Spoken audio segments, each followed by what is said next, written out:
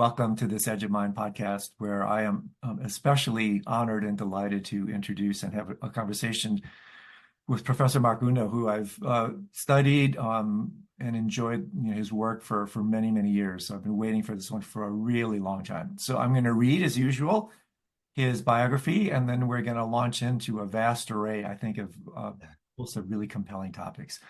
So Mark is a professor of Buddhist studies and department head of religious studies at the University of Oregon, specializing in Pure Land, Zen, and Shingon Buddhism. He is the 14th generation minister of Shin Buddhism in his family lineage.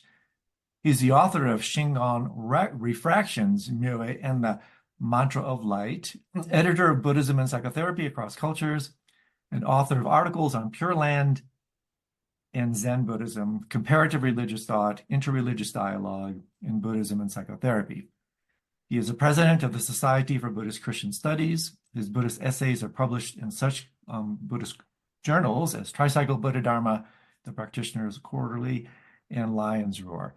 And Mark, really, I'm so excited about this one. I look over your extraordinary array of scholarship and so much that you write and teach on, and it's simultaneously exhilarating and a tad bit intimidating. But with your kind permission, I would like to start, it's probably not completely appropriate to say with entry level, because I think it's deeper than that, but something perhaps a little bit more wider cachement approach to some topics, and then maybe progress a little bit deeper into some aspects of the deepest nature of your work as I've come to understand it, to give just a broad spectrum approach to just how much you have to offer. But what I'd like to start with is, because I have a deep passion for this, I've taught on it for a number of years, is for you to speak to us a little bit about the Pure Land tradition, its role in the West. What does Pure Land Buddhism have to offer the Western world today? Because please correct me if I'm wrong, but my understanding is it's the largest form of Buddhism in the world. And so many in the West, especially in the tradition of Tibetan Buddhism that I subscribe to, it's almost an asterisk or a little parenthetical interjection. So talk to us a little bit about Pure Lands in their place in the Western world today. Yes, so if it seems appropriate to you, I'll give a little bit of a historical background, a little bit of a philosophical outline, and then address this topic about its relevance for Buddhism in the West and larger Western culture generally. How does that sound? Fantastic. Perfect. Yes, so historically, Pure Land Buddhism is one of the largest developments of Buddhism in Asia, and is certainly the largest movement of Buddhism in East Asia. So the vast majority of East Asian Buddhism is Mahayana Buddhism, the Buddhism of the Great Vehicle. And Pure Land is by far the largest of the different schools of Buddhism in East Asia: China, Japan, Korea, and also Vietnamese Buddhism, because Vietnamese Buddhism is more influenced by Chinese Buddhism than by Southeast Asian Buddhism. But Pure Land also plays a key role in North Asian Buddhism, Tibet, Nepal, and Mongolia. And in terms of Tibetan Buddhism, probably the most widespread area of Pure Land Buddhist practice is in the Poa, which is oriented towards preparation for death and dying. But you can also find Pure Land related practices in other areas of Tibetan Buddhism, like in the Mahamudra, certain versions of Mahamudra. So in fact, Pure Land is very, very widely propagated in Asian Buddhism. But in Buddhism in the West, and certainly in North America, the most widely known forms are Zen Buddhism, Tibetan Buddhism, and Vipassana.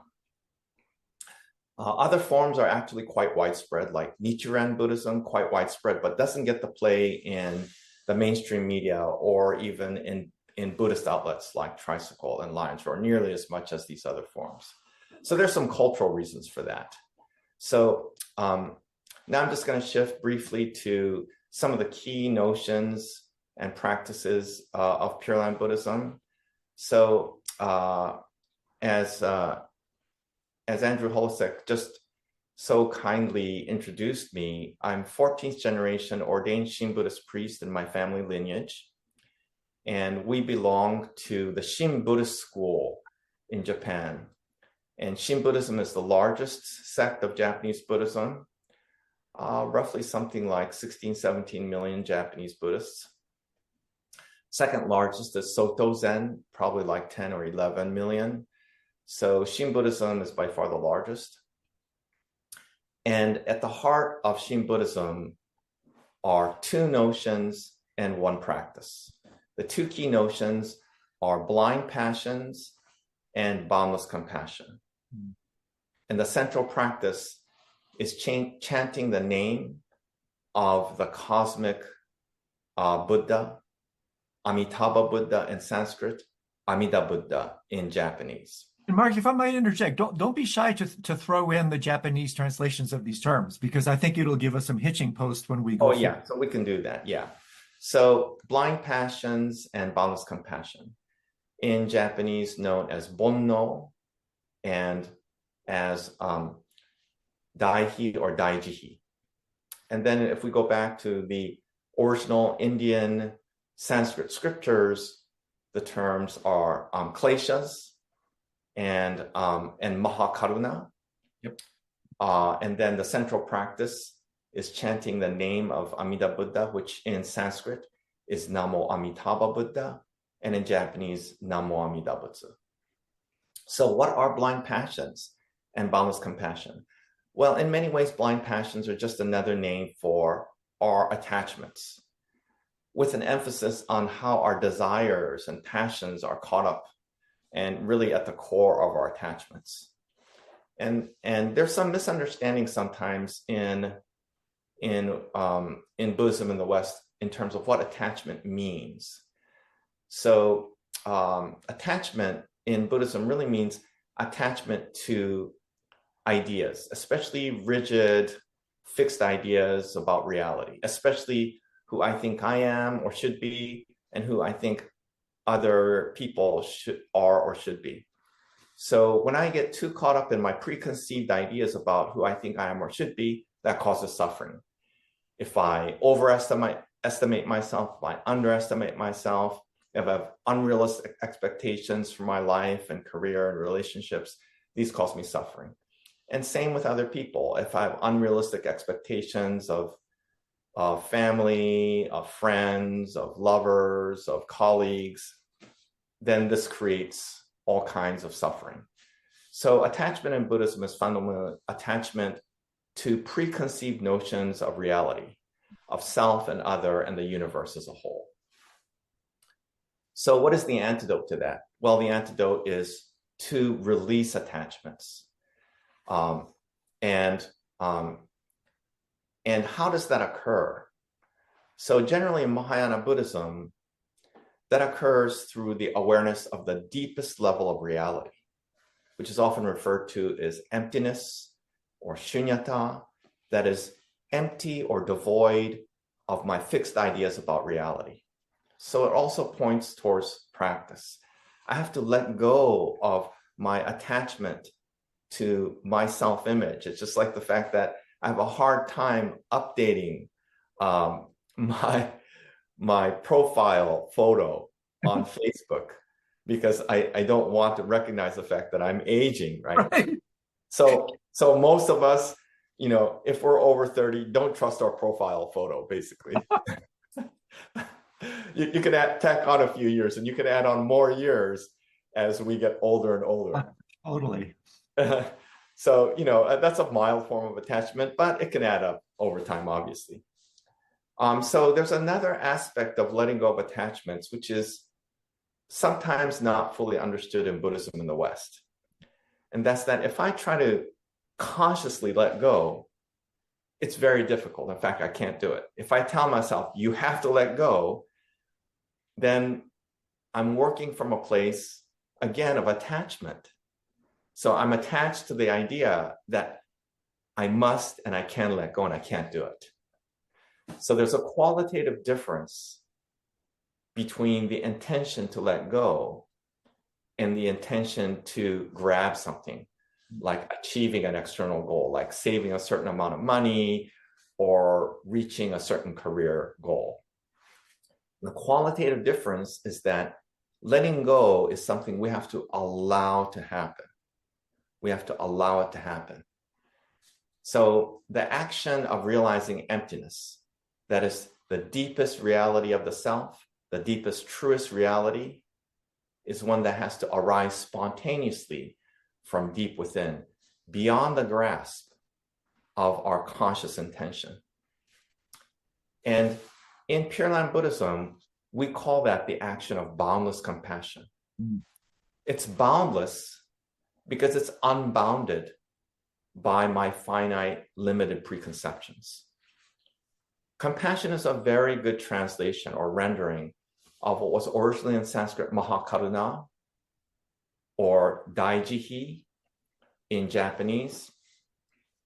Because when we break down the term compassion to its original Latin components, com means with and passion means feel. So compassion means to let go and feel with the flow of reality, which is the ever-changing landscape of reality, both external and internal. This letting go is to let go and enter into the stream of the deep flow of the oneness of reality, which arises from deep within without my having to do anything. And it's not so difficult to recognize this is the fact.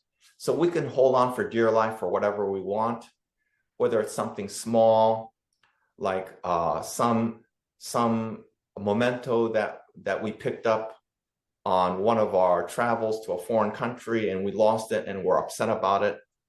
And at some point, we have to let go. There's no choice, right? And usually it's not too difficult. And where does that letting go come from? It doesn't come from our conscious effort. No, at some point we realize, well, it wasn't so important after all. And more often, we just forget about it. And that shows us that it's not coming from our conscious effort. It's coming actually through our body and into our heart. And then last of all, into the mind. That is the mind of conscious intentionality. That our bodies moved on a long time ago. And then eventually our heart begins to follow the body.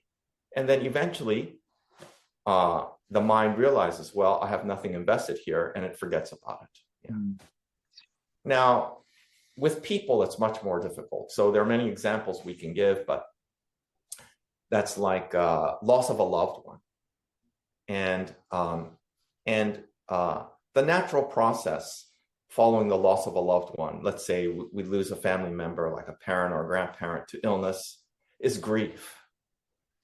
And grief has the function of both having us remaining to be connected to the one that we lost, but also letting go at least in the form that we're used to having them present in their physical body. They don't disappear, not in the Buddhist understanding, they don't disappear. They continue to live on with us in our memories, in the photos and physical surroundings and home or whatever it is that they left behind. And it's not just that they're memories of the past, but even our relationship with them evolves so that they evolve over time. And many people continue to have conversations with loved ones that have passed, and that conversation itself can evolve, right? But it has to take a different form. Now, what happens when we deny that grief? It's like, I'm not going to get upset. Then those emotions don't go away. They get suppressed. And oftentimes people feel uncomfortable, or they have some physical symptoms they don't know how to deal with. And that shows that those emotions haven't disappeared, that the emotions of grief, they've simply been suppressed. There are also cases where people hang on too long and they become overly obsessed with maintaining. So somebody who loses a family member and leaves everything in their room, their bedroom or their study exactly the way it was, and they spend too many hours a day in there. In that case, they also start to become detached from reality, from all that they have to attend to, from the rest of their family, etc. And then they start to feel uncomfortable and may fall into some kind of distress, right? So what that shows is this process, even to people, beings, and things that we're very, very closely related to, that are intimately a part of our lives. There's a natural process, and change is natural. And it occurs without our having to engage conscious intention, because grief is very natural. It will run its course. Doesn't mean that we reach a point where we don't miss that person at all, but our feeling about them changes to such an extent that even though we miss them, we can have a fulfilled life, and they can become part of us in a very different way. So in Pure Land Buddhism and in Shin Buddhism in particular, we call this not just boundless compassion, but other power. Beautiful. Yeah. In comparison and contrast with self-power, which is the power of conscious ego-centered effort. So ego-centered effort is important, necessary, and even valuable, right? I have to come up with a plan and I have to execute it if I want to have a successful career, if I want to have successful relationships. But inevitably, that kind of self-power effort is very, very limited. We run into roadblocks all the time, problems at work, problems in family, problems in relationship. And what is the path to resolving these problems? What is the path to creatively re-engage my life? I have to let go of the plan that I had set up. So in life, there's a balance between planning and expectations. We have to have a plan in order to create and fulfill the story of my life in work, in family, in friendship, and so on and so forth. But I don't want to get too overly caught up with expectations. I have to be able to have an open-ended plan, a flexible plan, even be able to let go of the plan that I had that has run its course and no longer works for me. And it's at that point that something larger than self-power opens up, and that's other power. And these are terms, I think, pardon the interjection, jiriki and tariki. I think yes. I'm trying to actually support this kind of literal and cultural translation. So yes, thank you so much for that. Thank you. Yes, so jiriki is self-power, tariki is other power. And these don't originate in Indian Buddhism, they originate in Chinese Buddhism as interpretations of earlier Pure Land scriptures that originated in India. So there's this balance between self-power and other power. And self-power is never completely abandoned or eliminated. But the deeper we go into the practice of Pure Land Buddhism, and really the deeper we go into a mature understanding of human existence, including not just life, but both life and death, then we start to live in greater accord with the deep flow of the oneness of reality, of the unfolding of emptiness, of the formless Dharmakaya, or Buddha being, or other power, tariki.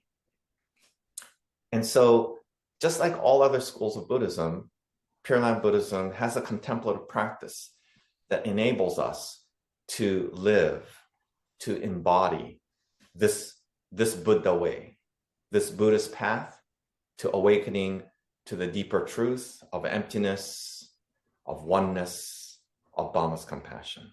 And that is the chanting of the name of Amitabha Buddha, Amida Buddha, which is called Namo Amida Butsu. Now the Buddha is Amida Buddha, which is the Buddha of infinite light. But the true name of Amida Buddha is said to be Namo Amida Butsu, or in Sanskrit, Namo Amitabha Buddha. And what is the Namo? Well, many people have heard the South Asian greeting, Namaste. And Namaste can be broken down into two parts. Te means you, and Namas means I bow.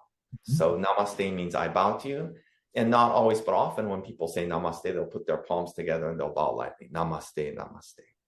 Well, the namas is the same root as the namo of Namo Amitabha Buddha. Yeah. So oftentimes when we do the chanting,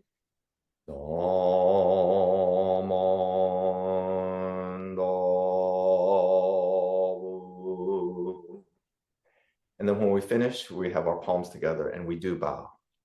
And what is the action of bowing? So bowing is a common greeting, but bowing is very different from other kinds of greeting. Bowing is very different from, for example, shaking hands. So shaking hands originated in medieval Europe as a way of confirming that the person you're shaking hands doesn't have a weapon hidden up their sleeve. And so the original meaning of shaking hands evolved into what we understand as a contractual understanding. We agree on this. We agree on this. You're not trying to take advantage of me. I'm not trying to take advantage of you. We agree, right? And it's a great thing. It's a great thing. Bowing has a very different valence. Bowing is lowering one's head and exposing oneself to vulnerability. Also, it's letting go of control. I'm no longer seeing clearly who or what is in front of me and trying to direct that person or reality. So it's giving up control, it's humility, and it's trust. When I can no longer see, when I can no longer control, I trust. So the action of realizing great compassion is also called the action of true entrusting. Yeah, trusting my whole being to this deepest truth of emptiness, oneness, of boundless compassion. And I'm led to do this spontaneously because when at the very moment that I realize my conscious effort, my ego power, my self power has reached its limits, has hit a wall, then I naturally am being illuminated by the deeper, larger reality of oneness and boundless compassion. And so I'm led to give up and trust deeply in the process of life and death. And this is the fundamental practice of Shin Buddhism, to express this in a bodily form, embodied practice. All contemplative practices in Buddhism are embodied. That is to say, they involve one's whole being, body, heart, and mind. And what is one doing when one enters into deep meditation, whether it's silent seated meditation or in chanting? One gives oneself to that practice. One gives oneself to that practice, body, heart, and mind. And that giving itself is something that arises deep within our own nature. And for that reason, the founder of Shin Buddhism, named Shinran, who lived in the 12th and 13th centuries, he said, this action of true entrusting arises from the Buddha nature itself. Mm-hmm. True entrusting is none other than Buddha nature. So if I may, just for a few more minutes, rather than explain this philosophically, I think this is easier to understand through a concrete example. Perfect. So I'm going to draw on an experience I had many decades ago when I was still a graduate student in the Bay Area in California. I got invited to give a series of talks on a weekend seminar at a small Buddhist temple in the resort town of San Luis Obispo, beautiful town, small Buddhist temple. I was a poor graduate student. So I had a old used car, 1985 Ford Temple, light blue, with air conditioning knobs, but no working air conditioning. Perfect. I better not try to drive this car down because it's going to break down. So my wife said she wanted to come. My cousin Scott, he said he wanted to come. So we drove to San Jose Airport, parked the car, and we went to the Hertz rental. And I had an upgrade coupon. So I got a brand new red Ford Thunderbird with working air conditioning. Oh, nice. Life is good. Yeah. So we all got in the car. I said, I'll drive. So I'm driving down the freeway. And I thought, well, I'm going to give a Buddhist seminar, so I better be centered, clear. So I straighten out my back and driving down the freeway. Starts to get dark. So I turn on the headlights.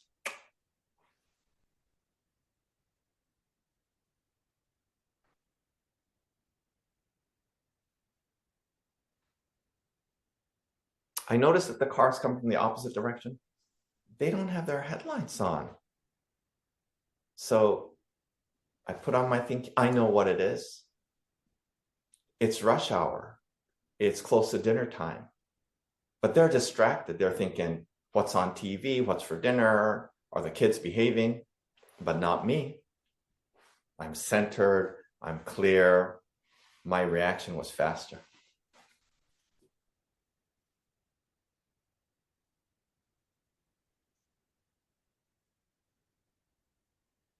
Another 20, 25 minutes goes by.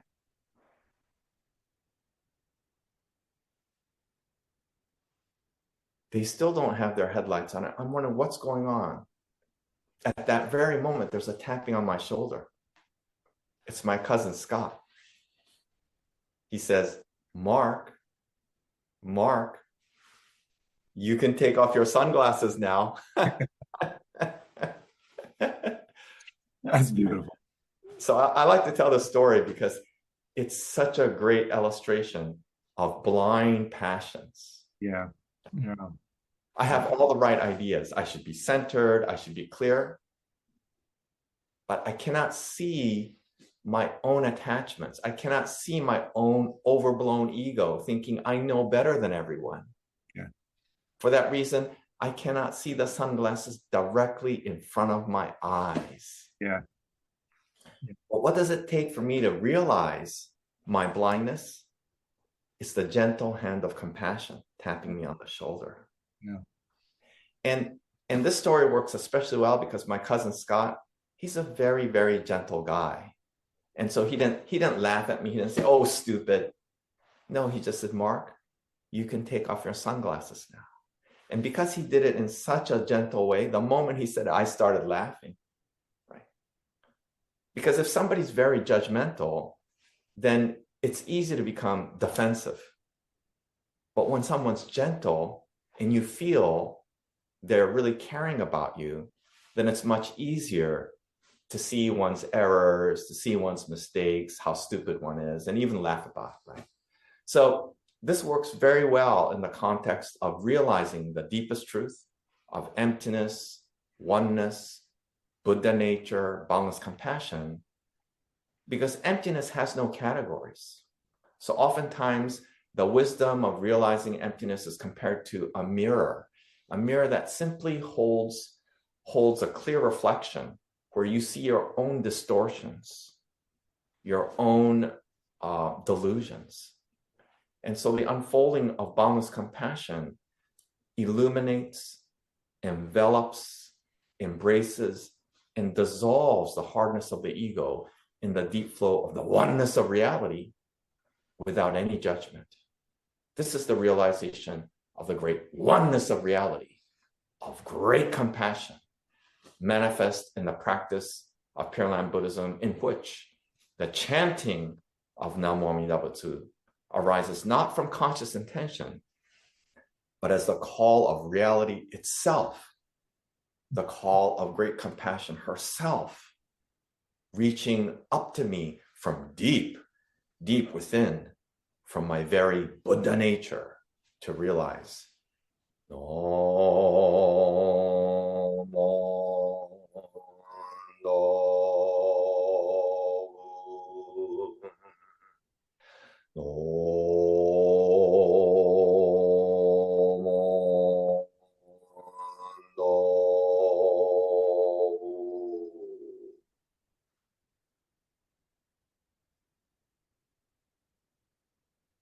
So in a nutshell, that's Pure Land Buddhism and my tradition of Shin Buddhism. What a beautiful nutshell, Mark. Thank you so much. Extraordinarily generous. And I have a couple comments and maybe some questions, just to unpack a couple really rich things that you mentioned here. One is the beautiful countering that you just offered to a very common critique. Unfortunately, that the Pure Land Buddhism is Buddhism Lite, that it's easy Buddhism, it's for those who are lazy. And I think that's obviously a completely uninformed understanding, or actually lack of understanding of this tradition. And so your exposition was not only incredibly heartfelt, but wide scope and really just quite beautiful. A couple of things that really touched me was, as you know, there's a very famous maxim in the Pali Canon, arguably, I mean, one of the most powerful common ones is the mind leads all things. But I love what you were talking about earlier about how the body leads all things. You were talking about how the body, then the heart, then the mind. And so what a fantastic kind of counter to this classic mind leads all thing. And obviously we can get technical about dual aspect monism and that sort of thing, but that's a wonderful counter to the usual cerebral mind leads all thing. And the second thing, somewhat tongue-in-cheek, but I also think has some validity, is when you were talking about ska tapping on your shoulder. What immediately came to my mind is a line that has a lot of traffic in my tradition, which is, you can't get enlightened without others. It's fantastically powerful. And so this adds a double meaning to that, where you can't get enlightened without other power. So it's a wonderful play on both those iterations of other. And so I would like for you to perhaps address a very common, I'm not sure if it's critique is the right word, but notion around Pure Land Buddhism and its theistic overtones. That when we talk about Amida, we talk about Sukhavati, Dewa Chen, especially in my tradition of Tibetan Buddhism, which has its own host of blind spots, as we all do. There's a slight looking askance, well, that's just theistic. But, you know, your interjection and constant reference to the term emptiness, I think immediately can deconstruct that. But perhaps, if you don't mind, could you run a little bit with this notion of how the Pure Land traditions dance between theism and non-theism, and how to work with other power in a non-theistic way? You're intimating that, talking about Amida being within the heart, but maybe let's unfold that a little bit more, because to me, this is one of the great contributions of the Pure Land tradition, using the extraordinary power of devotion, which is obviously massive in Tibetan Buddhism. And so I think the Pure Land schools have a tremendous amount to say here. Yes, wonderful. Yes, so one of the reasons why culturally certain forms of Buddhism have more easily taken root in mainstream culture in the West, and others, including Pure Land, have not done as much, has to do with these questions, has to do with questions of mind, of body, and of worship and of deities. So Zen Buddhism, especially, which was one of the early forms of Buddhism that was intellectually spread, especially through the efforts of D.T. Suzuki, who was greatly influential on my father, Mark Unno, and who I had the great fortune to meet in 1965, which I still remember visiting D.T. Suzuki way back then. Has a great appeal because Zen is perceived as not requiring belief in any god or deities. It's something one can realize on one's own. It's like almost archetype of Jiriki, right? I mean, Yes. Pardon the interjection, but I wanted to throw this in. This is what makes your bio so compelling, is this kind of unity of the Jiriki, Tariki schools with your emphasis in both Zen and Pure Land. Usually they seem to be almost contraindicated, I mean, antithetical to each other. So pardon the interruption, but I found that really beautiful and compelling, and even the way you write your bio. So please continue. Sorry. Yeah, no, thank you. Yeah, so sometimes Zen is associated more with self-effort or self-power, and Pure Land with other power and letting go of one's own efforts. Very interestingly, D.T. Suzuki was profoundly steeped in both Zen Buddhism and Shin Buddhism, and devoted the last 10 years of his life to translating and teaching about Shin Buddhism. And so in D.T. Suzuki, Zen and Shin are completely one. And So there's a few things to note here. So Zen has a particular appeal. And in our culture, has the appeal of being philosophically rigorous and something that you don't have to believe in God. And therefore, there's a kind of a cultural affiliation. In our culture, there's a little bit of a tendency that if you're very religious, then the largest religion in American culture is Christianity. And Christianity spans the entire political spectrum, but there's a greater percentage of devout Christians who tend to be a little bit more on the conservative side. And on the liberal side, there tend to be more people who are more secularly oriented and shy away from religion, especially belief in God. So that in the mainstream outlets like Tricycle and Lion's Roar, they also tend to be politically a little bit more to the left. And so Buddhism has been associated a little bit more with the liberal and left-wing sort of portion of our culture, at least in its mainstream media representation. And in comparison and contrast with the religious and especially with belief in God. Mm-hmm. So these actually really don't apply in the case of Asia, but it's kind of a Western invention, which is fine. But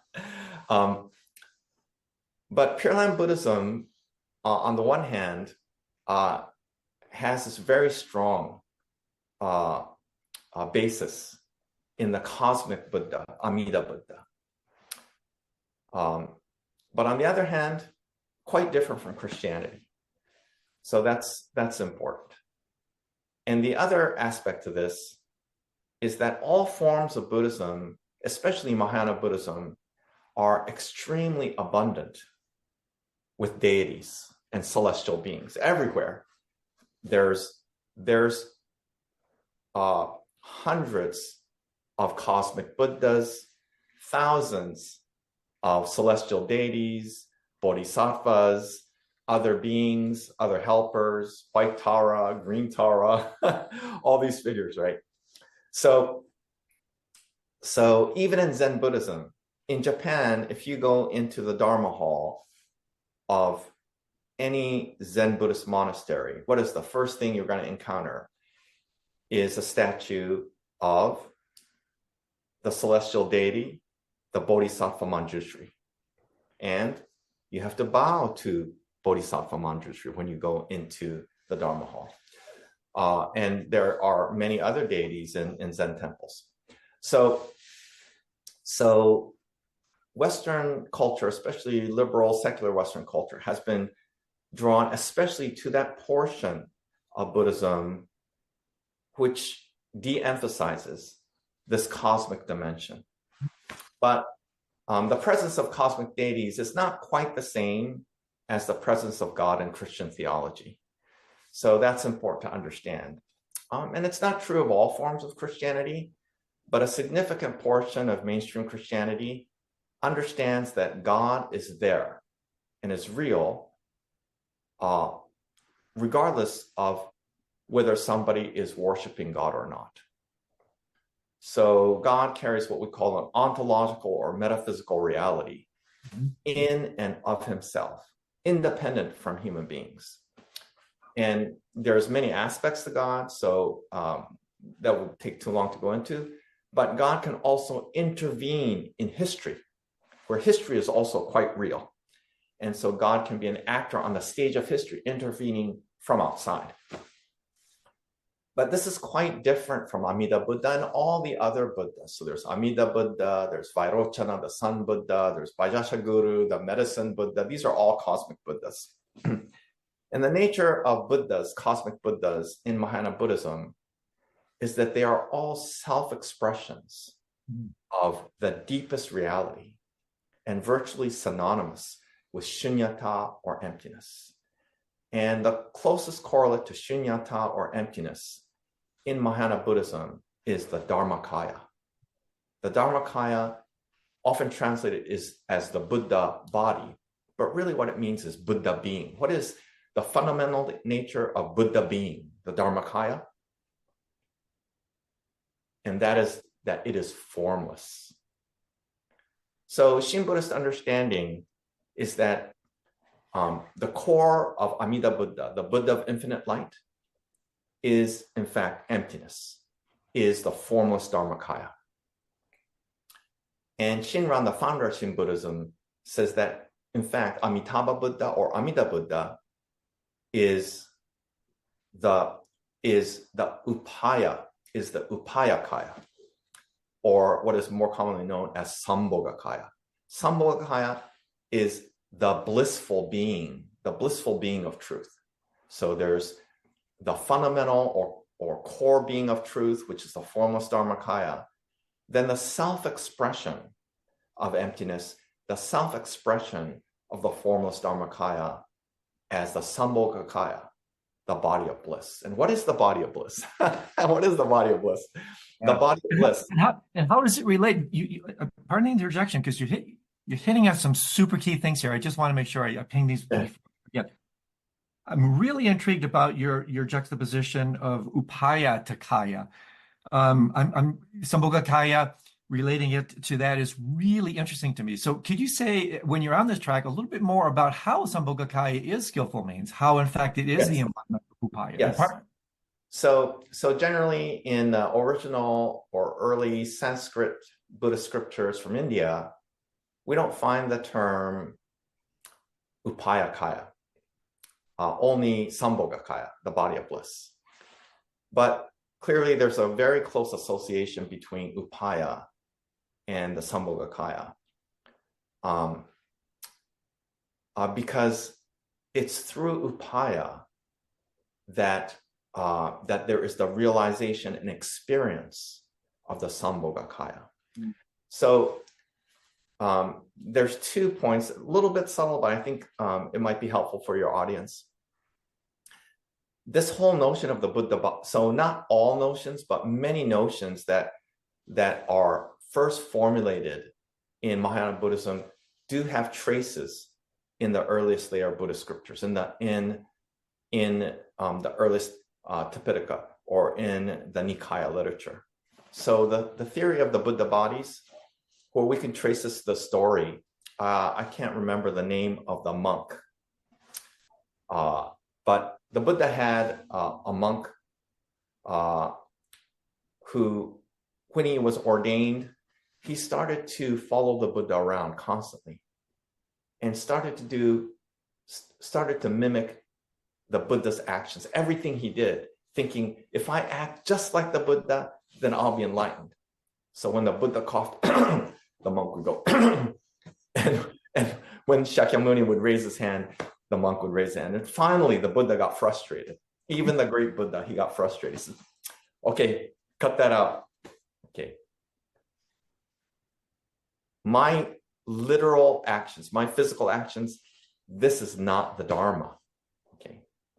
This is merely the physical body. And what you need to do is study the body of the Dharma, the teachings,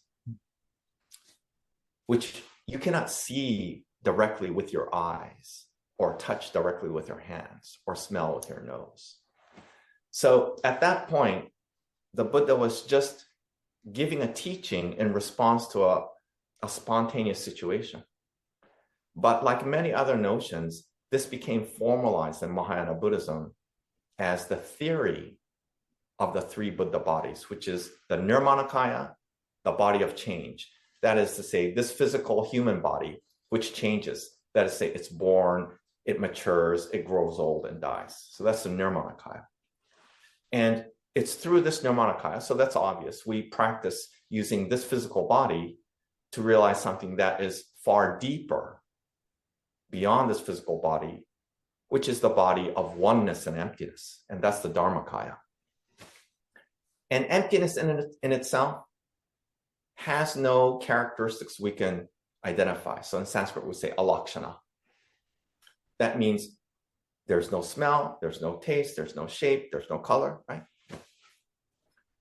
So if we go deep, deep into meditation, it's almost like deep sleep, where we aren't unconscious, but it's almost like a state of complete tranquility and peace.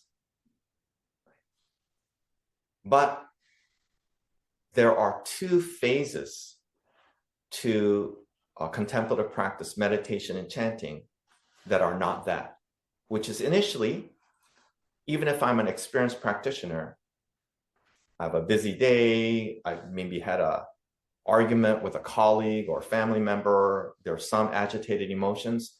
When I go to sit on a meditation cushion or when I begin chanting, I become aware of those agitations. I become aware of how busy my mind is, any turbulence in my emotions and thoughts. And then gradually there's a settling down. I start to let go and there's a settling down, right? And when that settling down takes place, that letting go, it's experienced as an extremely positive experience of release, of liberation, of ease, of bliss. And so that intermediary space is the space of the Sambhogakaya. And it's also the space of upaya. Because upaya is practice that is tailored for that moment, that person, that level of ability. So in that sense, upaya is very close in meaning to the Sambhogakaya. And that's why Shinran, the founder of Shin Buddhism, calls Amida Buddha the Buddha body of skillful means. Beautiful. That's fantastic. So you're also uniquely gifted, Mark.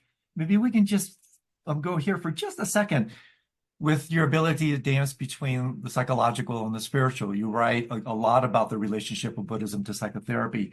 And so you suggested here something that I think is worth unpacking a little bit, and that is the role of these celestial Buddhas to archetypes.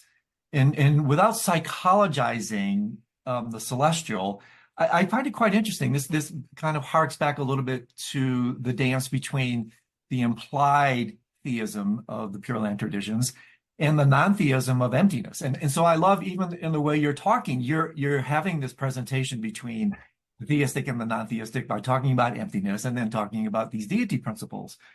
So how do they, these celestial Buddhas, how authentic is it to relate to them, in fact, as both external agencies, hence the theism, and the non-theistic archetypal nature within the core of our being? Yeah, so that's a wonderful question. Wonderful. So there's a few facets to that. And so I'm going to begin with the Buddhist context, then shift over to the world of Jung psychology and archetypal psychology. Beautiful.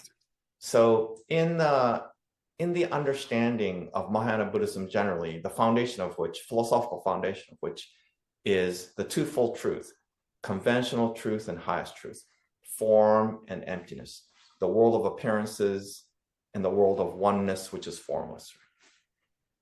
And in that world, everything exists within the web of interdependence.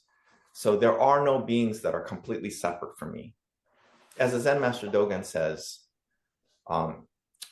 delusion is to think that something or someone exists outside of you. Mm. And that applies equally to Pure Land Buddhism, to Shin Buddhism, as it does to Zen Buddhism. So Amida Buddha is not outside of the self. And Shinran says, there is no Amida Buddha apart from the moment of practice of chanting the name of Amida Buddha. And there is no true chanting apart from Amida Buddha. And in fact, the chanting itself, the name itself, the chanting itself is the body of Amida Buddha. Beautiful. So in some forms of Christian theology, for example, in some forms of Protestant Christian theology, like that of Paul Tillich, there's the language of participating in the reality of God. In Shin Buddhism, we don't participate in the reality of Amida Buddha. We manifest the reality of Amida Buddha. But there's a kind of a two-layered understanding of this, that our true nature is my karmic self, filled with attachments. Because Shin Buddhism was developed as a lay-centered, lay-oriented movement. And basically, the problem of lay people is we have attachments. Monks and nuns also have attachments. But in principle, they've renounced those attachments to take the tantra and become a monk or a nun. So philosophically, they begin with the renunciant modality, even though emotionally or in experience, they might still have attachments. But lay people, we're immersed in the world of attachments. So our truest reality is we're filled with blind passions. We're filled with attachments. And unless we're able to recognize, to admit that and recognize it, we cannot go deeper. It's like an alcoholic saying, I don't have a drinking problem, without saying, I'm 100% alcoholic. Somebody who goes to AA and says, well, I have a partial problem with drinking. Okay, they're not in recovery, okay? Somebody who goes to AA has to say, my name is ABC and I'm an alcoholic, like 100%. Without that 100% commitment, you can't start the path to recovery. Well, that's what it is for us as lay people. Unless I say, oh my gosh, I'm attached to so many things, I can't get started on the Buddhist path. This is not just Shin Buddhism, but great Chinese master of Tiantai Buddhism, Zhi said the same thing. Zhi said, our innate nature is karmic evil. Because without that admission, without that recognition, we can't enter the Buddha way. But once we gain that recognition, then that recognition actually occurs simultaneously with the illumination of the Dharmakaya, right? So why is it that after so many attempts, the alcoholic's finally able to say, my name is John Smith and I'm an alcoholic? Because finally, on the one hand, they've hit rock bottom, but much more important, they've had a light that has shined on them that illuminates them from a deeper, safer space where they feel, okay, I can finally admit it. Yeah. Right? Yeah.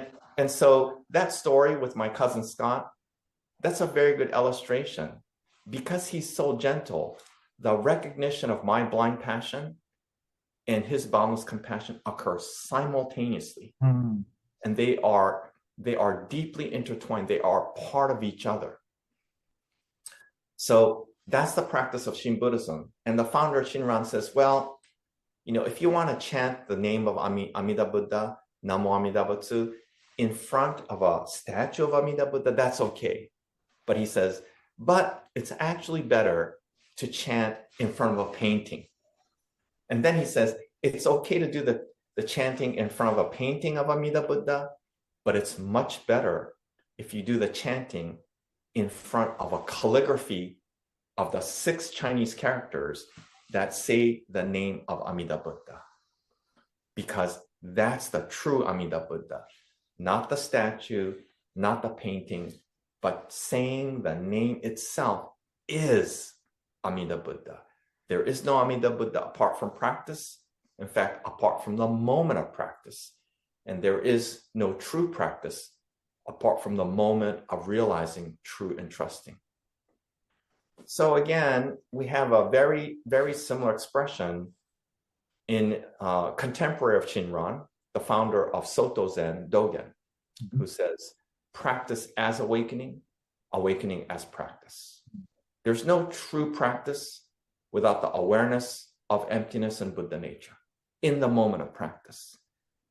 And there is no true realization, no true awakening apart from the very moment of practice. Practice is awakening, awakening as practice. In fact, Dogen goes so far as to say, to truly realize the Buddha way, one must give oneself wholly and throw oneself into the realm of the Buddha, then the practice of the Buddha will unfold spontaneously from the side of the Buddha. That's fantastic. Yes.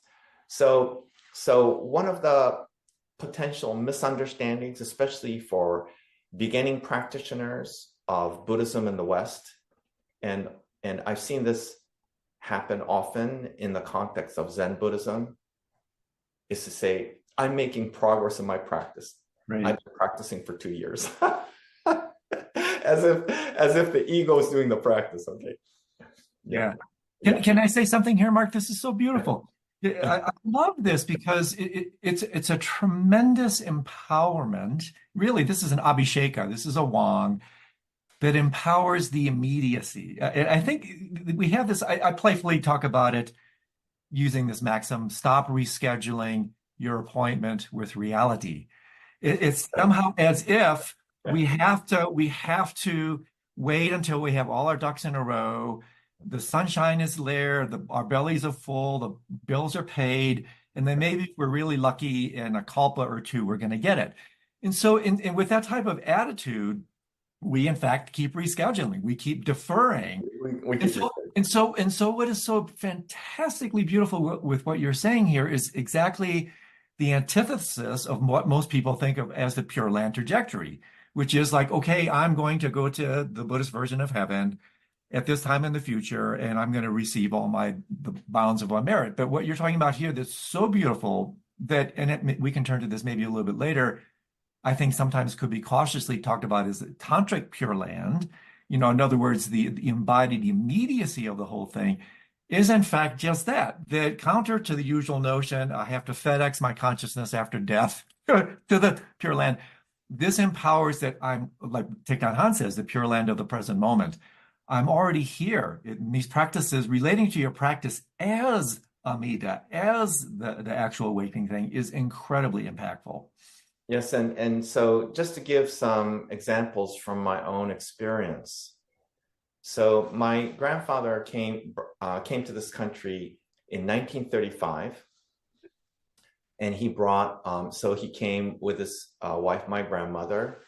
My grandfather's name was Unno, and my grandmother's name was Hana Unno. And my father was 6 years old at the time. And my grandfather was a very respected Shin Buddhist minister, full-time. And he had a tremendous impact on me. And I used to spend a few weeks with him every summer growing up. After we returned from Japan. So I was born in Los Angeles. My father went to Tokyo to finish his studies. We were there for 6.5 years. We returned in 1968. And ever since that time, until my grandfather passed in 1984, I'd spend a few days to a few weeks every year. And whenever I was with my grandfather, and he was a Shin Buddhist minister, the thing that I'll always remember about him is that I could feel this immovable point of complete silence deep in his being whenever I was with him. Yeah. And as a young man, I was very confused with a lot of turbulent thoughts and emotions, but whenever I was with him. And then in Shin Buddhism, we all have a family altar. So we all go in front of the family altar and bow and chant Namo Amida Buddha. After my grandfather passed, I would go visit my grandmother, and I would go to the family altar and I would bow. And I could feel in that moment my grandfather's presence. And any confusion I had in my mind and in my heart would completely subside in a matter of minutes. In fact, in less than a minute. I would feel this complete calm come over me. Yeah. And it was this continuing presence, like that. So, it's that sense of the deep tranquility, sort of the nirvanic presence, the awareness of emptiness of the Dharmakaya. And when we have difficulty engaging in practice, I often tell students, it's much better to do meditation or chanting or whatever Buddhist practice you're going to do 5 minutes a day for 10 years than try to force yourself to do an hour like once a week or every other month, because it's the repetition. Yeah. In that sense, Buddhist practice is like learning how to play an instrument, right? Just how many hours do you have to practice just doing scales, playing a flute? I used to play clarinet, violin, until you can start to play spontaneously, until it starts to pervade your life. And this is Buddhist practice, just repetition, practice, embodied practice, practice, until it starts to become part of you and starts to permeate your entire life. And the reason we have such difficulty doing that, again, it's because our thought patterns, our habits, the things that we don't like, that we want to transform but have such difficulty transforming, it's not because we're thinking a certain way, but it's because that way of thinking and living is ingrained in my body. That's why there's such a strong physical resistance to getting on the cushion, because I'm having to reorient my entire life attitude just to get onto the cushion. Sure. But the moment I get on the cushion, suddenly all of that built up momentum is cut through by the Vajra sword of Manjushri's wisdom of non-duality. The sword of non-duality cuts through this dualistic thinking. And so Shinran calls the path of Shin Buddhism the path of sudden awakening, as opposed to the vertical path of trying to ascend to the Pure Land. He calls it the crosswise leap, the leap of sudden awakening. And in Zen Buddhism, Dogen says the same thing. So Dogen has a very famous koan about the fox koan. How do you prevent yourself from escaping the negative cycles of transforming into a fox? He says, it doesn't matter how many eons you've been caught in the negative cycles of karma that are deeply ingrained in your being. The moment you sit on the meditation cushion, suddenly the Buddha nature is fully realized. And in that moment, Manjushri's sword of non-duality cuts through dualistic thinking, right? Brilliant. I have to interject two things. One is, I really want to circle back and connect this to the archetypes, because I led you a tiny bit astray. That's super important. But what you just said is really compelling to me, and I'll plant this and maybe we can come back to this as well. This notion of Shin as sudden awakening and the leap over. What this reminded me of immediately, Mark, is the practice of Togal, which, as you know, is like arguably the consummate practice of the consummate tradition of Dzogchen. And so Right, to make this connection of Buddhism Lite with the highest teachings of the Tibetan Buddhist practice of sudden leap or sudden crossover is incredibly compelling. And so I want to return to that in a little bit when we can perhaps circle into discussing the Amida principle and the principle of light. But before we do that, let's come back and unfold what I landed with you, the notion of the archetypes and how they fit in. Yes. So there are two or three key things, I think, to think about in relating Shin Buddhism and Mahayana Buddhism generally to Jung psychology. So first is the structure of Jung's psychology. The structure of Jung's psychology was to focus on the inner cosmos. The inner cosmos, so that there's ego consciousness and what he calls a personal unconscious, which is what we tend to suppress. So we have various impulses, appetites, difficult emotions, and in our everyday lives, we can't simply let them out. It's socially unacceptable. So we temporarily suppress them. And we start to have some mental health issues when they're suppressed too long, and we don't have a way to digest these appetites, desires, difficult emotions. And just like with blind passions, it's not the same, actually. It's a little bit different. But just like with blind passions in Shin Buddhism, we have to recognize that we're doing this, that suppressing. And we have to work with that.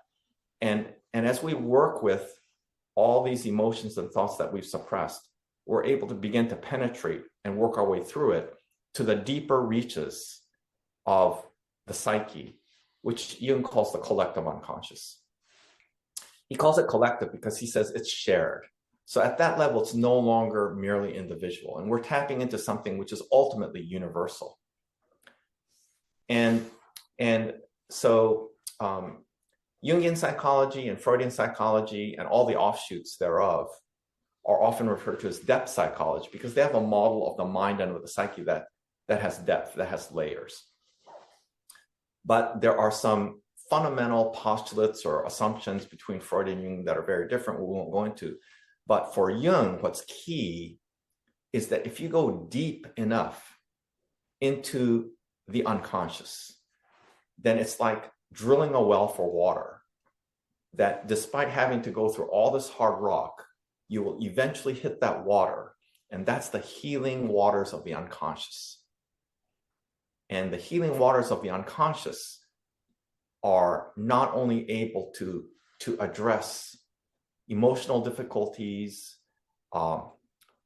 things that trauma that has been lodged in one's body, that one has not been able to untangle or dissolve, which he calls complexes, but that the power of the collective unconscious has a unifying power, and it's able to unify the opposites of life and death, male and female, of above and below.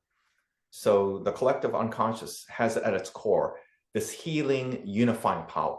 Mm-hmm.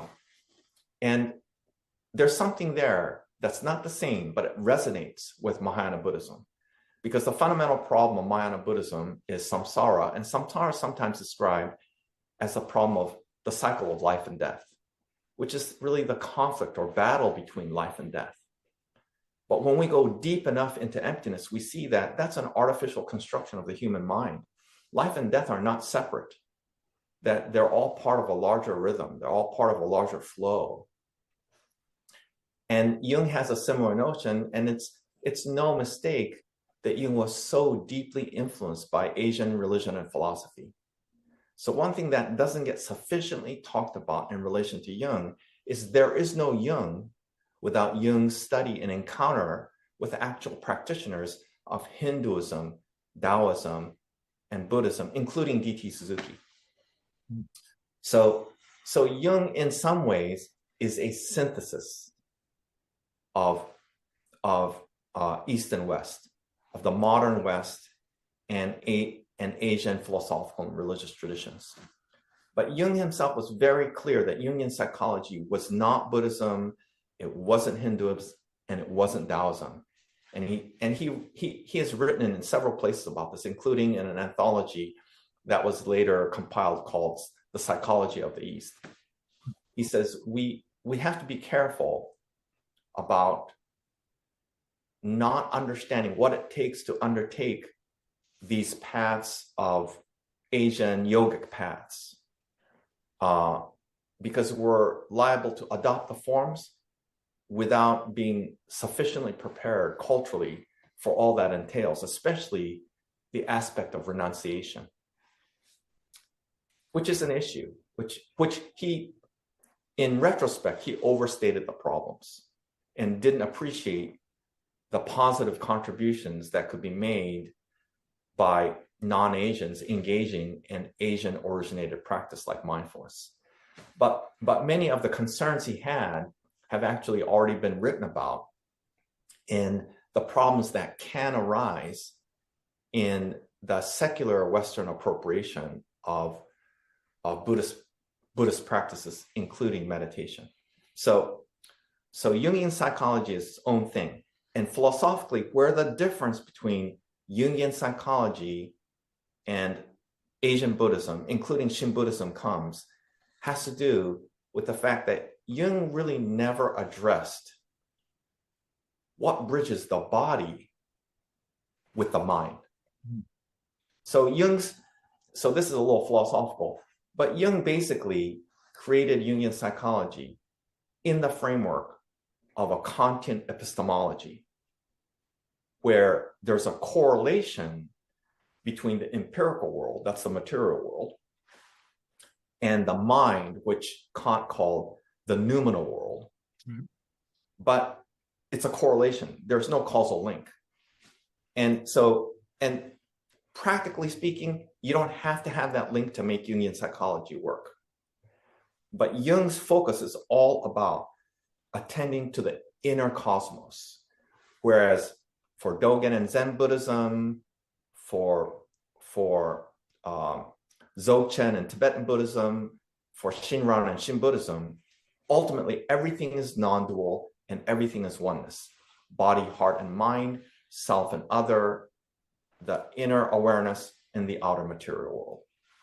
But for Jung, he never really addressed what is the relationship between the physical world and the physical body and the inner cosmos. And in the inner cosmos, the experience of the archetypes is very similar to the experience of the Sambhogakaya.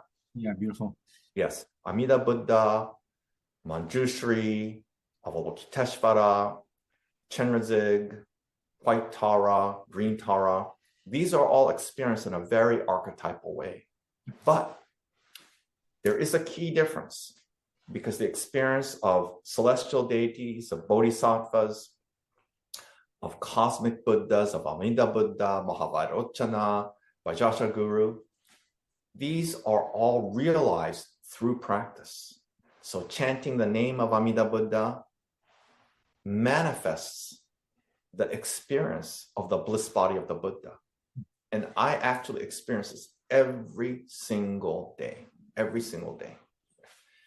Or Tibetan Buddhists like Bob Thurman, they engage in visualization.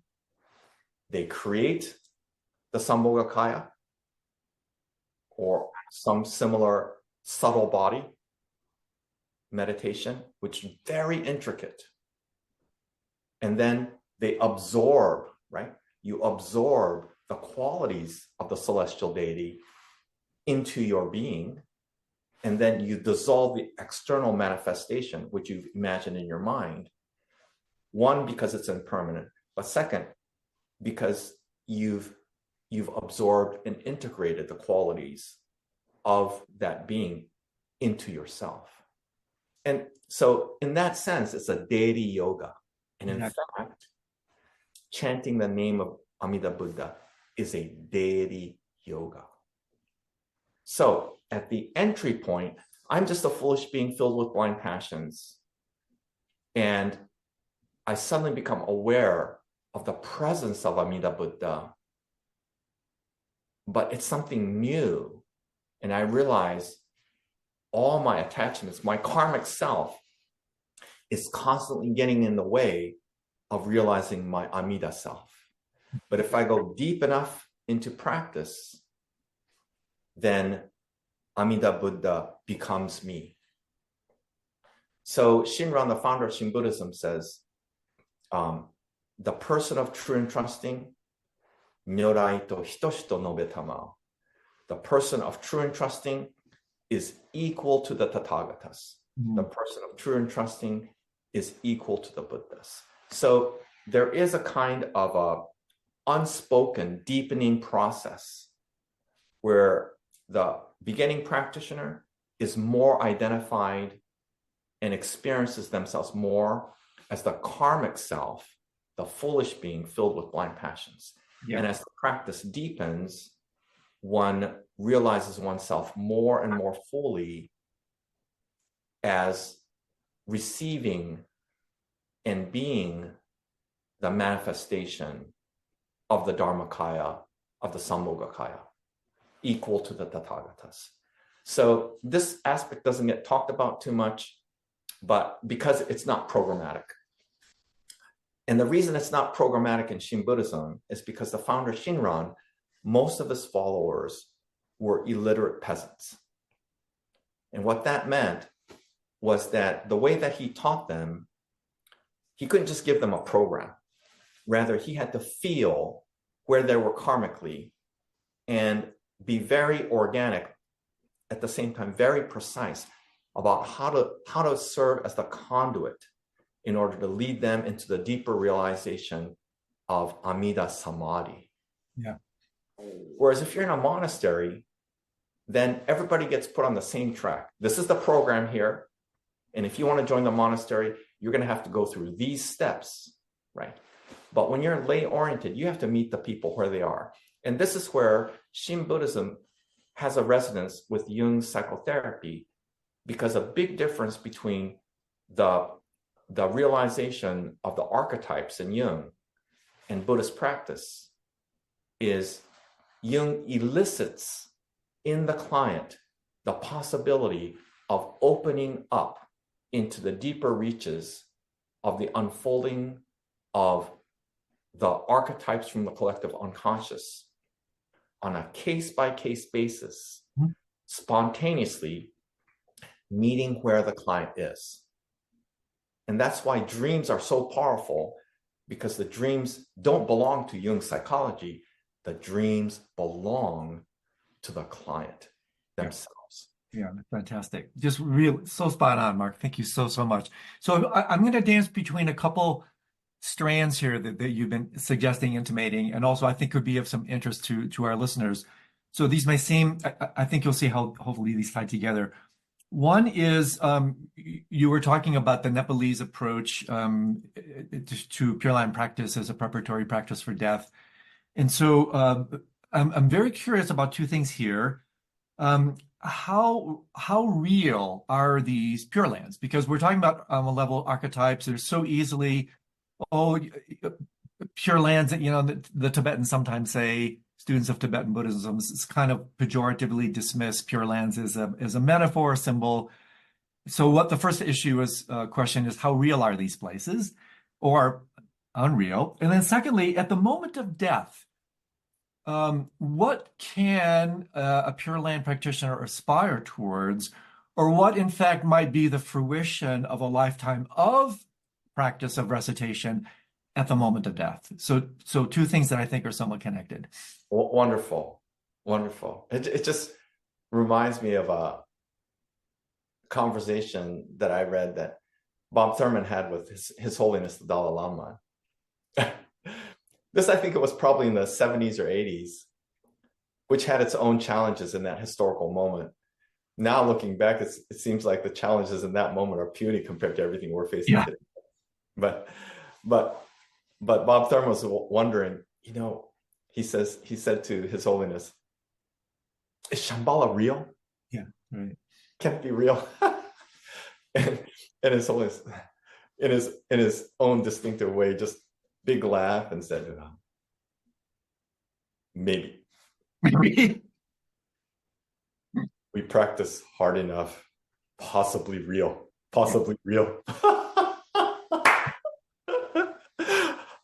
Just such a great response. So there's a lot of different ways to understand. So there's two things about the Pure Land. Okay. One is the two things that I often hear people ask is the Pure Land real, and are bodhisattvas real? These are kind of questions, right?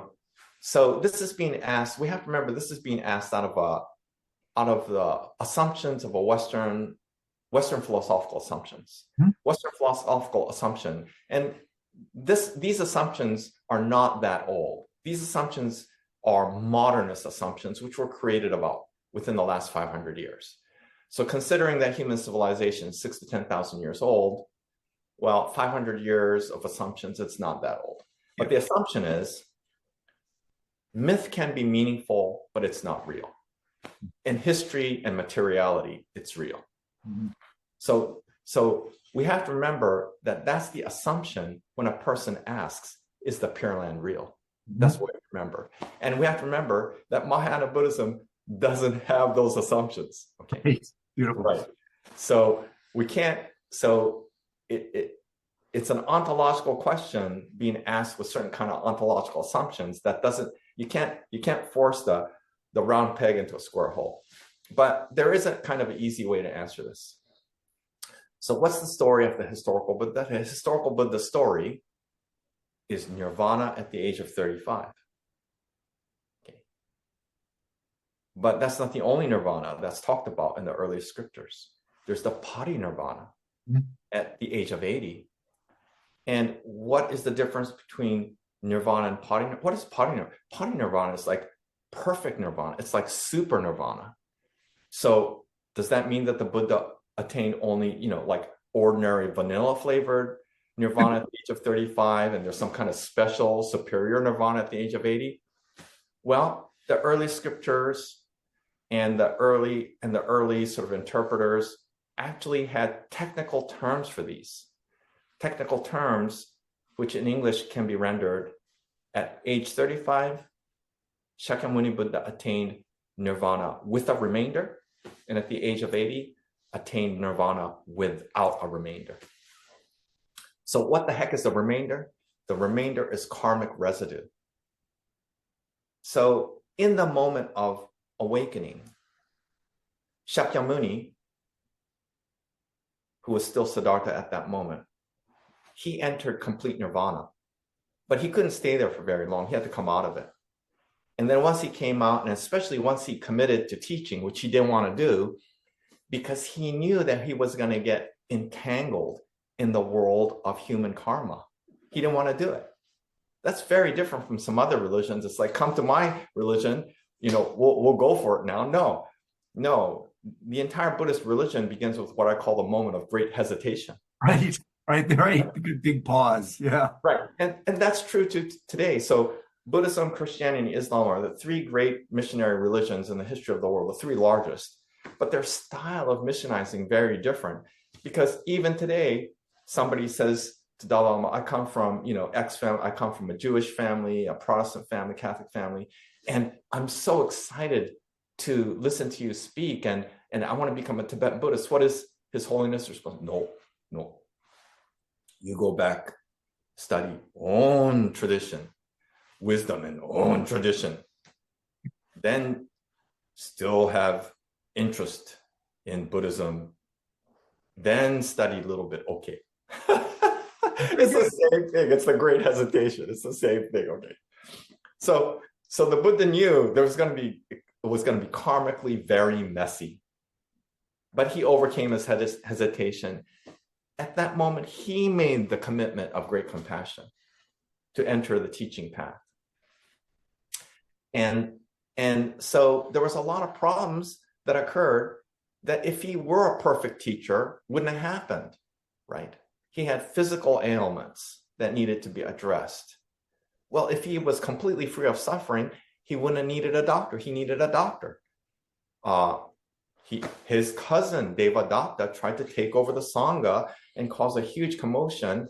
And not only could he not prevent this initial uprising from occurring, he couldn't save Devadatta from his own evil.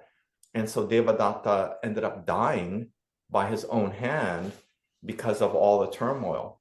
Well, if the Buddha was a perfect teacher, none of this would have happened. Okay. So we don't know for sure, but probably he felt great sorrow that he could not help his cousin Devadatta, first from engaging in such destructive behavior, and second, from perishing because of his own bad karma. So all this only comes to an end at the age of 80. That's when all of the karmic residue has been completely exhausted. Why? Because his finite mind and finite body, that's the nirmanakaya, the body of change, has been completely exhausted for this lifetime. And once exhausted of any karma whatsoever, good, bad, and indifferent, then the Buddha completely disappears into perfect nirvana. That's the parinirvana, nirvana without a remainder. So in Shin Buddhism, there are two key moments. The first moment is the moment of the realization of true entrusting, which in Japanese is called shinjin, S-H-I-N-J-I-N. Shinjin, true entrusting. That's the moment in which I realize great compassion is realized in every moment when I receive the chanting of the name of Amida Buddha, which is always occurring. I don't always hear it, but it's always occurring. And when I receive it, I realize it. I realize true entrusting. So the majority of the significance of Pure Land tradition is in daily life, in true entrusting. Yeah. And many Japanese, I've heard, they'll be going around and they'll trip. And instead of blaming something on the floor, they realize it's my own stupidity. And actually, the chanting will spontaneously come out of their mouths without even them thinking about it. They'll just say, Namanda, Namanda. And that's the action of coming home to the center, coming home to their Buddha nature. So it pervades their daily practice, that rather than blaming someone else or something else, they're able to absorb their own karma and come home. Yeah. My grandmother was like that. My grandfather was like that. So, but at the end of life, just like with the Buddha, once finite karma is exhausted, and one enters the Pure Land. Pure Land means purified of attachments. Mm-hmm. Purified of attachments, right? But the key, because this is Mahayana Buddhism, is just as one is about to touch the door to the Pure Land, one turns around and comes back to this world. Why? Because it's Mahayana Buddhism. It's the Bodhisattva path. You cannot be enlightened independently from other beings because all beings are the self. So just as one is about to open the door to the Pure Land, one realizes, oh, there's others. I cannot leave them behind. And I turn right around and come back to this world. And in Pure Land Buddhism, we have that experience. Our parents pass, our grandparents pass. Some people have had difficult experiences with parents or grandparents. Some people have had largely loving experiences, but there's always sort of the messiness of everyday life. But when they pass from this physical world, almost immediately, we receive them back into our hearts.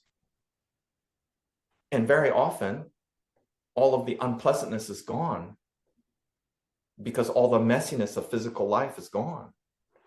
And so what returns to our hearts is their love for us. Mm-hmm. A love which isn't static. It's not just in the past as a memory. It continues to grow with us as we move forward. And we come to more and more deeply appreciate their love. And even the difficult moments we had with them, because that's what has opened the door for me to learn about what it means to navigate the difficulties of life. Mm-hmm. To share. So when my father passed, when he was on his deathbed, I said to him in Japanese, Dad, nani mo kamo arigato. And then he said, Sore wa kochi yo. I said, Dad, there's no way to translate this Japanese, nani mo kamo arigato. But the closest translation I could give him was, Dad, thank you for everything and everything. Thank you for everything and everything. And his immediate response was, no, it's me. I'm the one who wants to thank you. Mm-hmm. So it's kind of call and response. We have this expression in Pure Land Buddhism, kan no doko, call and response. What does everything and everything means? It means, Dad, thanks for everything. Thanks for the good times and thanks for the hard times. Thank you for everything and everything. The good times and the hard times, everything. Nothing's wasted. Everything becomes fertilizer. The suffering becomes the greatest fertilizer for the realization of great compassion. Suffering, without it changing its character as suffering, is what connects us most deeply to other human beings and other creatures. It's not going out for a drink and having a good time. It's not playing golf together. No, it's going through the suffering together. That is itself, without changing even a shade from it being suffering that you wouldn't want to you wouldn't want to have on your worst enemy is itself the bond of compassion, is itself the bond of compassion. Nothing is wasted. Everything is beautiful. And what's the second great moment? That's the second. Yes. That's the second great moment. So the Second first is true and trusting. And so the second one is specifically you're about to enter the Pure Land, but then returning to this world. There you go. Yeah. Yes. Fantastic. So with your permission, if we can venture to one last topic that, I mean, there's so much we might have to come back for another round. I still want to possibly talk about the Gyakuyen, right? I'm sure I'm not pronouncing that yes, right. That's good. Yeah, Gyakuyen. The reverse karmic bond. Yes, reverse karmic. Maybe if we can talk a little bit about that, and then where I really want to circle into is Amida and the light principle. And I'm so incredibly interested in phenomenology of light, spiritual photosynthesis, how basically light is so, talk about archetypal. I mean, light is so much the fabric of how we know what the reality actually is. And so the kind of the deeper manifestation of the Amida principle as the Buddha of boundless light and what that really means. Wonderful. I love this expression, spiritual photosynthesis. I have a story to go with that. Yeah. But we'll address the first question first. First topic. What was the first topic? I was right. I was actually writing a note as you said that. Yeah, well, the first topic briefly was just a brief comment on the reverse karmic bond. Oh yeah, reverse karmic bond. Yeah. So we've already kind of gotten into that, right? Yeah. So what is not the reverse karmic? What is the straightforward karmic bond? The straightforward karmic bond is when one is blessed, for example, with meeting a great spiritual teacher. Probably another. So, the opportunity to meet the Dalai Lama, His Holiness the Dalai Lama, to encounter somebody who becomes your Lama or guru or teacher, or to encounter, a scripture or teaching. There's a common Buddhist saying, how rare is it to be born as a human being? How rare is it to encounter the Buddha Dharma, right? So that's a straightforward karmic bond. When one is given the karmic connection with the Dharma and with the teacher, that's the greatest gift in life. What is the reverse karmic bond, Gyakuyen, which is what initially seems to be a hindrance, like a health problem, or loss of a loved one, or even loss of a teacher. Things that seem to be impediments on one's path to Buddhist practice. But these often turn out to be karmic opportunities to go deeper into practice. In fact, often the deepest, greatest opportunities to deepen practice. So in Shin Buddhism, drawing from the writings and scriptures of Shin Buddhism, there's an expression, Tenmaku Jozen. And that means transforming the bad to realize the good. Transforming the bad to realize that means transforming what initially appears to be bad or undesirable and realizing its root of goodness as a dharmic opportunity. So, one example, the greatest gift in my life was to be born to my parents, really, and in the context of the Buddha Dharma. But it was incredibly difficult for me because I was the first in 14 generations where I was not born in a temple, and I didn't live in a temple.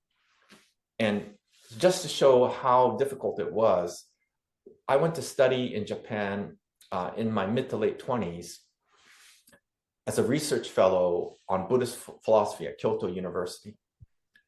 And at New Year's time, which is the most important holiday in Japan, I went to visit the relative's temple. in the southern large island called Kyushu, at my grandmother's temple called Myosenji. And we would do chanting every morning. And the head of the temple was my second cousin named Shinsho, Reverend Shinsho Kimura. And he would do chanting every morning. And his two daughters would join him. And at that time, they were like ages like 4 and 2. And they would sit right next to him. They couldn't say Namo Amida Buddha. They would say Mamman-chan. That's about as close. They would say Mamman-chan, Mamman-chan. And in the moment I saw that, the emotion that arose within me was envy. Because at that point, I was struggling to understand Buddhism. And whenever I tried to chant it, it didn't feel like it was the liberating power of great compassion. It felt like awkward syllables I was trying to get used to. And I was 26. Okay. And I saw that these girls, it was already part of their being, deep in their body. Right. So even though I had this huge gift, this immeasurable treasure of the Dharma, the fact that I more or less grew up in as just any other American kid, it was an impediment. But it turned out to be the greatest gift. And along the way, I created some problems. In addition to the cultural displacement, I created additional problems for myself, which I won't get into now. But I desperately had to engage Buddhist practice in order to get myself out of the difficulties I was in. It was a life and death struggle. And it's almost a miracle that I survived. But that turned out to be the greatest gift, because had I not had those difficulties and studying Buddhism was a smooth thing, I would have never understood the first noble truth of suffering.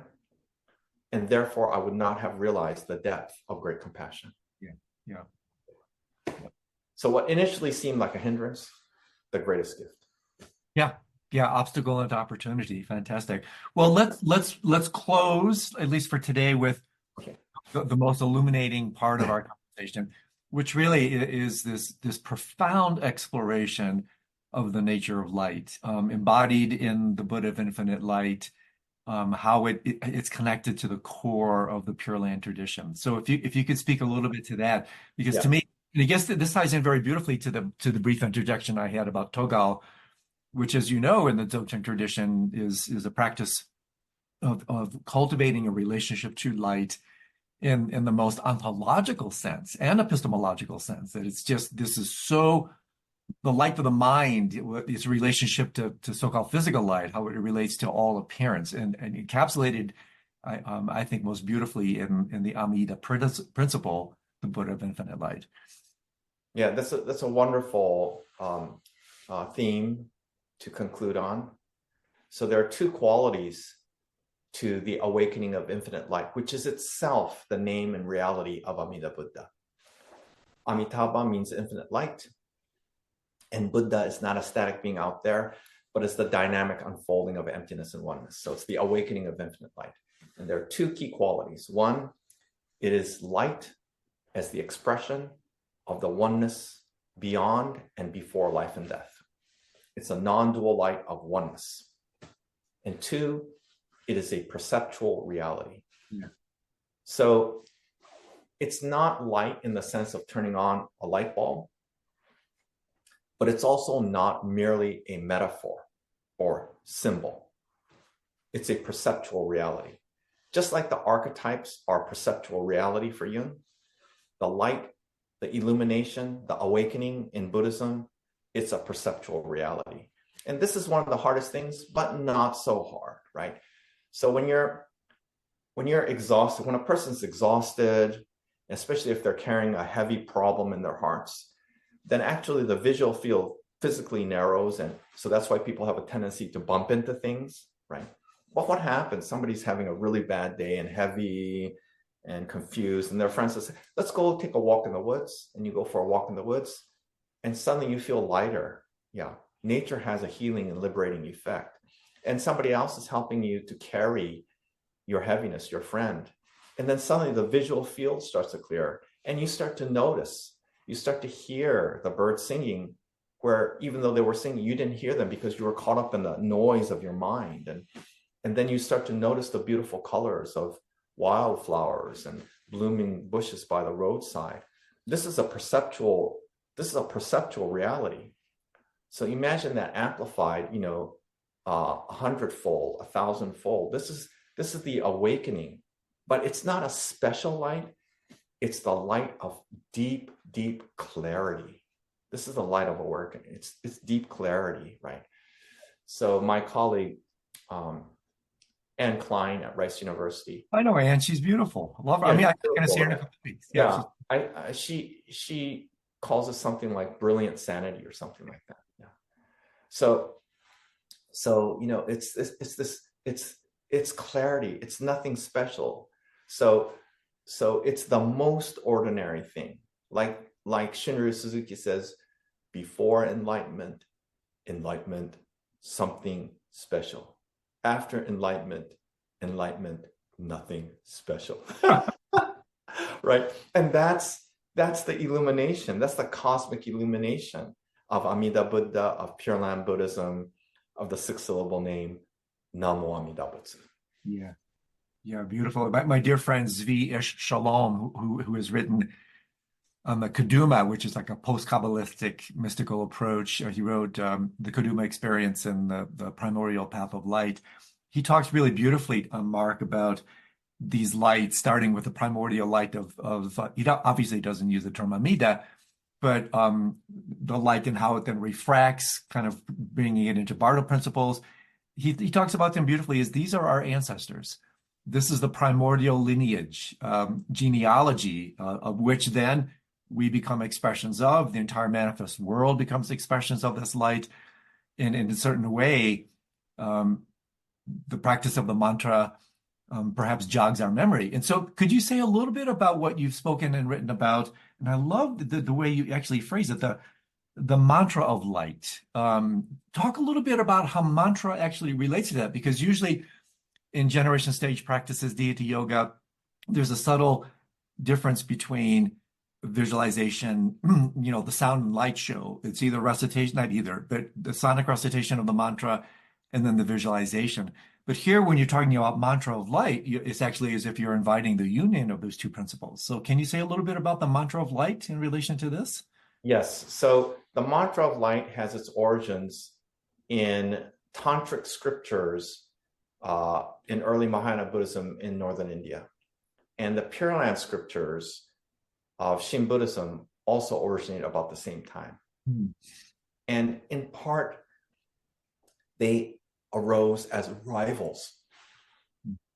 So, and then this rivalry was rekindled in 13th century Japan, where when Pure Land chanting of the name of Amida Buddha began to spread among the laity, then there was a monk named Myoe who came from the traditional sect, said, we traditional sects need a teaching and a practice that can appeal to the laity. And so he drew on a rivalry that was already there 12 centuries earlier and revived it and said, in comparison, but also in contrast with Pure Land chanting of the nembutsu or Namo Amida Butsu, we have the mantra of light. And this is a Shingon Buddhist practice, or Junyan in Chinese, which is East Asian Vajrayana. Yeah. In East Asian Vajrayana, there's something that is called kaji. Kaji is to add and to hold. And what's being added and held is something that's somewhat related to Abhisheka, in the sense that you're adding and holding the attainment of the cosmic Buddhas. And just like there are 5 Dhyani Buddhas in Tibetan Buddhism, there are 5 Dhyani Buddhas, probably the same 5 Dhyani Buddhas in Japanese Vajrayana.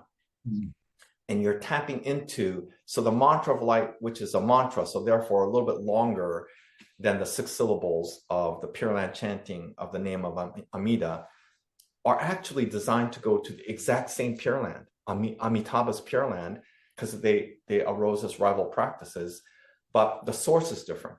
In the case of Myoe and the Mantra of Light, it's drawing on the power of the 5 dhyani Buddhas that are all cited and embodied in the Mantra of Light. And we see there a variation on other power, because now the power of the cosmic Buddhas is added to and becomes non-dual with what's called the body, speech, and mind of the human practitioner. So it's an infusion of the body, speech, and mind of the 5 cosmic Buddhas into the human practitioner. But in effect, that's also the practice of Pure Land Buddhism, because what one is doing is there's a slight misunderstanding, because one doesn't actually entrust oneself just to Amida Buddha, but one entrusts oneself to the original vow of Amida Buddha in the stage of bodhisattva. And what happens is one receives and therefore becomes the bodhisattva vow. That's the true entrusting.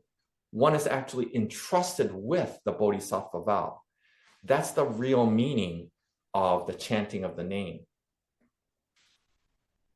So that in effect, what happens is one starts to ride the crest of the wave of the bodhisattva vow of what is already, but not yet.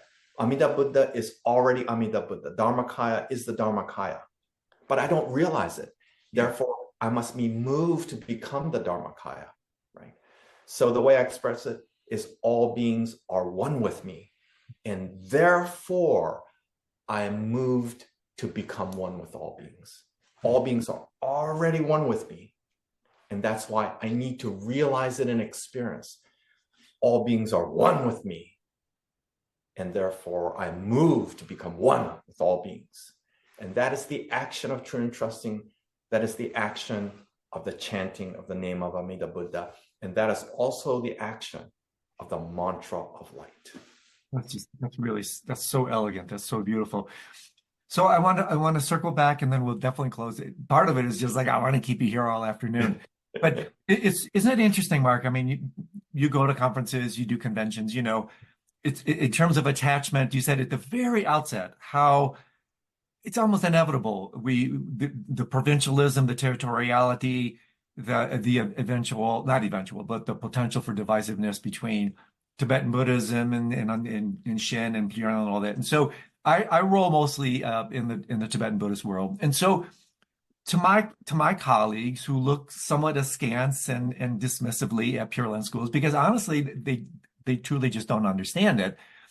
In addition to everything you said, which on one level is so replete, it's so complete, but specifically now, because you roll in the world of Mahamudra, Dzogchen, and Pure Land, I mean, goodness, you have a skill set of cross-pollination in these traditions. What would you say specifically to Tibetan Buddhists in terms of what they can learn, in addition to what we've talked about here, from the Pure Land schools? Why would they benefit from further exploration of this incredible tradition? Yeah, so one thing that's very different from the contemporary West and traditional Asia is in traditional Asia, it was largely a siloed world. So you were in your community for multiple generations, and you received the livelihood, the family patterns, the culture, and the religion of your locality. Now, for the first time, especially in the West and North America, we have a chance to cross-pollinate and hybridize. And that's important because we're no longer in silo communities. And so it's actually more difficult to be a Buddhist practitioner and more difficult to be a Buddhist teacher, because you have to be able to meet all these different people from different races and genders and Buddhist backgrounds and everything, philosophies, and you have to be able to meet them where they are. Yeah, so the more you know, the better, right? And so I work with a lot of Shin Buddhist communities, but I also work with colleagues from other traditions, which may not be the most common thing. So March 28 to 31, at the end of this month, I'll be co-leading a retreat on Pure Land Buddhism with Ruben Habito, who is a Zen teacher, Zen master in the lineage of Sambo Kyodan, and Judith Simmer Brown, founding faculty member of the This is your friend. Yeah, wonderful. Yeah. So we'll be co-leading that retreat, and we're going to do it again. So it's full this year, but we're going to do it again in 2025. And you're going to see the synergistic power of bringing Zen, Tibetan, and Pure Land traditions together, focused around Pure Land resonant themes. Fantastic. Well, we'll definitely put a link up to that. And as we really finally do close up, one book, one desert island book on the Pure Lands for listeners. Those who have limited time to read, what might you recommend as a core text? I know these I'm going to recommend the book by my father, Taitetsu Unno. It's called River of Fire, River of Water. I have that. That's my favorite. Yeah. So that's the one book I would recommend. And then I would recommend you go to the website, the link for which I gave you, and all my Buddhist essays are on that website. They're huge. Yeah. Any question, Mark, any question that I didn't ask? Any particular message that you feel needs to be shared in this day and age, even irrespective of the particular topic that we covered for the last couple hours? So how wonderful to meet you, how wonderful to be part of this podcast, and how important it is for anyone who wants to study Buddhism seriously to be grounded in particular traditions, but then to be open and inclusive. So you're a model of that kind of rootedness at the same time of openness and inclusivity. So it's a special privilege and honor to be part of your podcast. And I hope that our paths will cross again. Mark, that's coming from you. That's extraordinarily kind and generous, and it means so much. It's like I mentioned at the outset, it's not hyperbole. The scope of your work, the kindness, the warmth of your heart, what you're doing in the world is just so inspiring to me. It's really such an honor to spend time with you. Ways to get to people, for people to know you, we'll post it, the links to your site, everything that you're doing. And until we meet again in this Pure Land or another, all the best to you, my dear friend, and thank you so much for taking the time. Thank you.